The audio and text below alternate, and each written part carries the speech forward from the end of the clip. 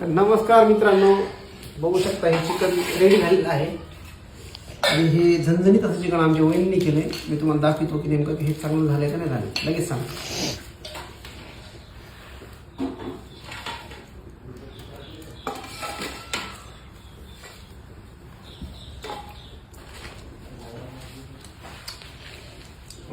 खतरनाक राजी, खतरनाक झाले. नाही आमच्या बहिणीचं हातचं खतरनाक होत खिचो खिचू. थोडी घ्या ना, नाही भागा बस थोडी घ्या. पंक्तीमध्ये तुम्ही बापा का तुम्हाला भाकर कुणी देईल पण पीस कोण देणार नाही. हो आहे ना? त्यामुळे जिंदगी जगत असताना काही ना करा, चांगलं करा लोकांचं. कारण आता बघू शकतो आता दाजी मला भाकर धरा म्हणले, पण म्हणले नाही पीस धरा म्हणले.